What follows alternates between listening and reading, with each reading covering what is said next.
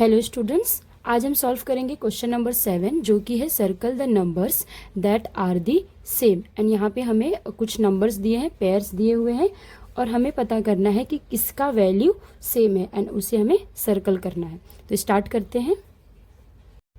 तो यहाँ पे फर्स्ट वन है 2⁴ एंड 3⁶। तो 2⁴ और 3⁶ को मैं और फर्दर डिवाइड नहीं कर सकती हूँ, तो इसे मैं 2⁴ एंड 3⁶ इसी तरीके से लिख के छोड़ दूंगी। नेक्स्ट जो है 6⁴ एंड 3⁴, तो इसमें जो ये 6⁴ है मैं इसे इस तरीके से लिख सकती हूँ 2 × 3⁴ इंटू 3⁴ एज इट इज़। अब इसको हम, ये जो 2 है इसका पावर 4 भी होगा एंड 3 का भी पावर 4 और अगेन यहाँ पे 3⁴ तो इस तरीके से यहाँ पे मुझे 2⁴, 3⁴ एंड यहाँ पे 3⁴ मिल गया। अब अगर हम यहाँ पे देखें तो ये 2⁴ तो एज इट इज़ रहेगा, इन दोनों का बेस सेम है तो जो इनके एक्सपोनेंट्स वैल्यू हैं वो ऐड हो जाएंगी। तो ये हो जाएगा मेरा 3⁴ + 2, तो ये हो जाएगा 2⁴ × 3⁶। नेक्स्ट है 18⁻² × 6⁻²। तो जो 18⁻² है उसको मैं इस तरीके से लिख सकती हूँ 3 × 3 = 9 एंड 9 × 2 = 18⁻²। मल्टीप्लाई 6 को मैं लिख दूंगी 2 × 3 = 6⁻²।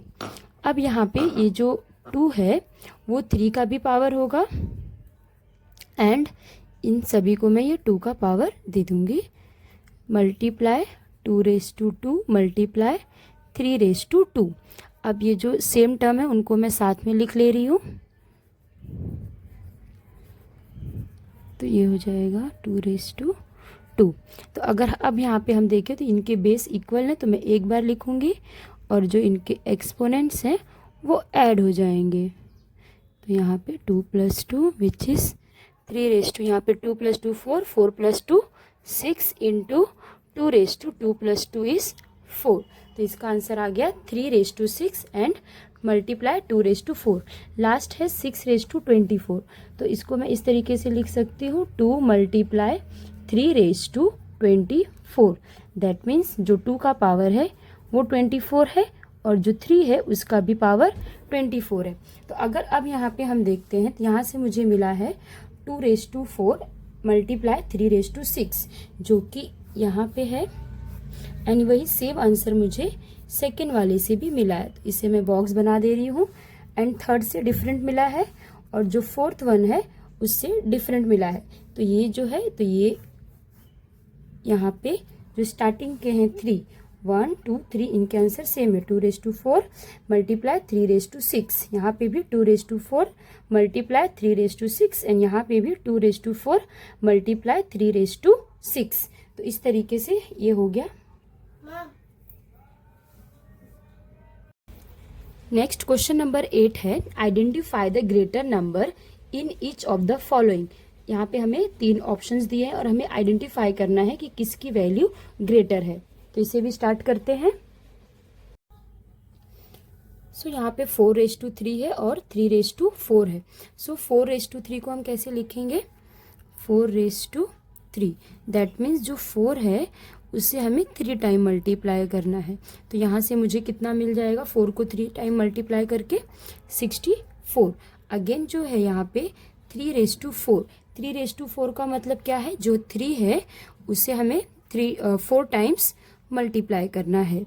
तो यहाँ पे अगर मैं 3 को 4 टाइम्स मल्टीप्लाई करूँगी तो मुझे मिलेगा 81। तो अगर हम यहाँ पे देखें 4⁻3 का आंसर है 64 एंड 3⁻4 का आंसर है 81। तो यहाँ से हमें देख के पता चल रहा है कि 3⁻4 है वो ग्रेटर है। तो हम यहाँ पे लिख देंगे 3⁻4 इज ग्रेटर। ठीक है। नेक्स्ट है 2⁻8 और 8⁻2। 2⁻8 को हम इस तरीके से लिख देंगे, 2 को 8 टाइम मल्टीप्लाई करेंगे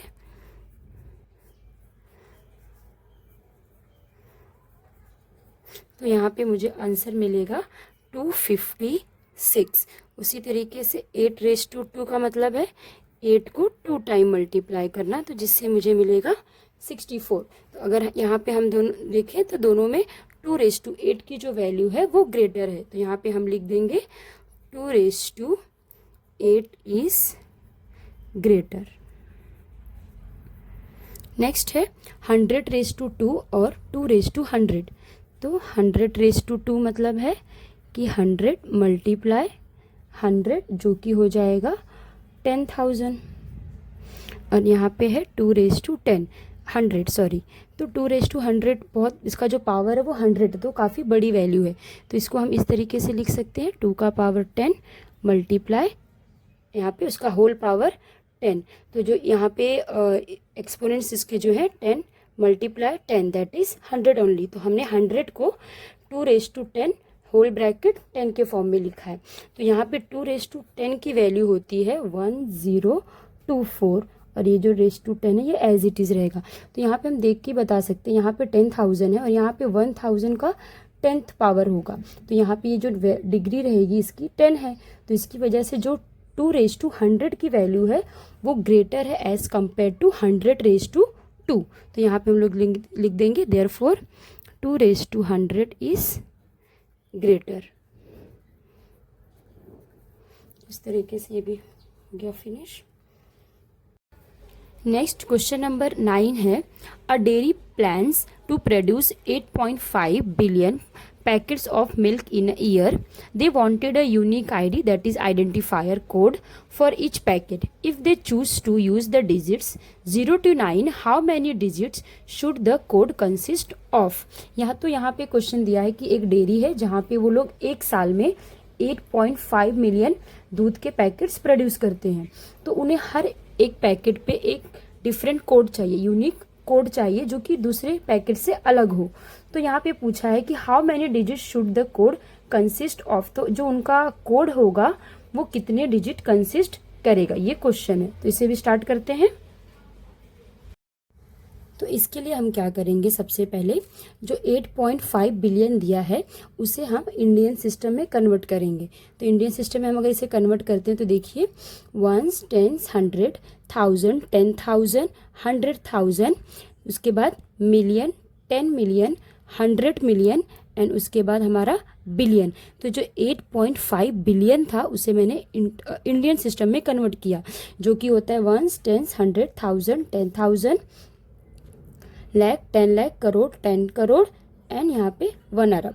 तो फिर इसके बाद हमें क्या लिखना है, नंबर ऑफ डिजिट्स। तो यहाँ पे नंबर ऑफ डिजिट्स कौन से यूज़ करने के लिए बोला है, 0 to 9।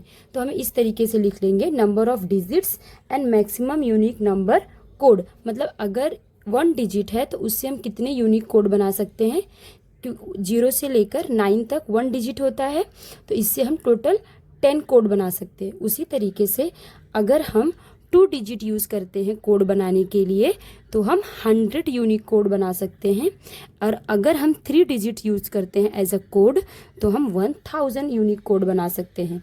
इसी तरीके से अगर हम 10 डिजिट का कोड बनाएंगे, 10 डिजिट का अगर हम कोड बनाते हैं तो हमें 10 1 एंड उसके पीछे 10 जीरोस वाला कोड मिलेगा। तो अगर हम इसे काउंट करते हैं तो ये हो रहा है 10 बिलियन। तो अगर हम 10 डिजिट का कोड बनाएंगे तो हमें 10 billion number of code as a unique code मिलेगा। तो इसलिए हम यहाँ पे लास्ट में आंसर लिख देंगे, therefore the code should contain at least 10 digit to get a unique code. तो अगर हमें एक यूनिक कोड बनाना है तो वो जो कोड होगा एटलीस्ट 10 डिजिट कंटेन करना चाहिए, क्योंकि 10 डिजिट पे ही हमें ये 10 बिलियन मिल रहा है। एंड नंबर यहाँ पे पैकेट्स कितने बनाने हैं, 8.5 बिलियन। तो जो 8.5 बिलियन है वो 10 बिलियन के अप्रॉक्स में है, इसीलिए हम 10 डिजिट्स के कोड बनाएंगे।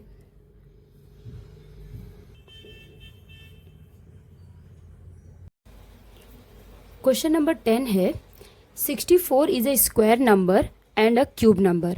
Are there other numbers that are both square and cube? Is there a way to describe such number in general? यहाँ पे मतलब हमें एक 64 नंबर है जिसे हम 8 के स्क्वायर के फॉर्म में भी प्रेजेंट कर सकते हैं और 4 के क्यूब फॉर्म में भी प्रेजेंट कर सकते हैं। तो ऐसे ही और नंबर हमें चाहिए, ऐसे हैं, पूछा गया है कि जिन्हें हम स्क्वायर और क्यूब दोनों के फॉर्म में प्रेजेंट कर सकते हैं, और अगर उन्हें हम प्रेजेंट कर सकते हैं तो उनका एक जनरल फॉर्मूला क्या होगा। तो स्टार्ट करते हैं। तो यहाँ हम सबसे पहले लिख देंगे yes there are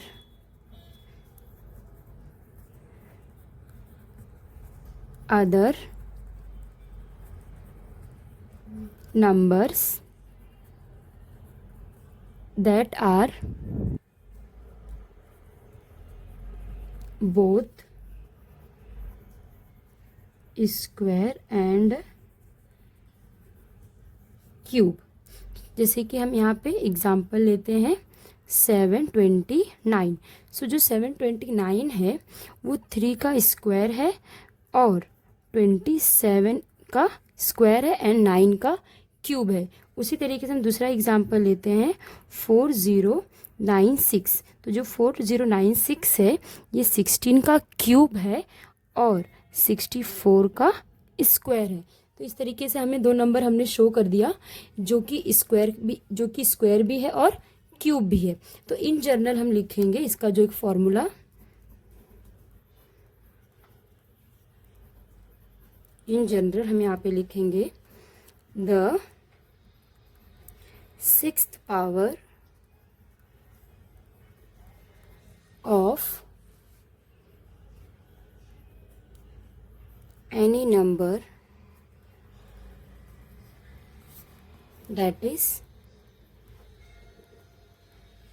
n⁻6 is both square and cube.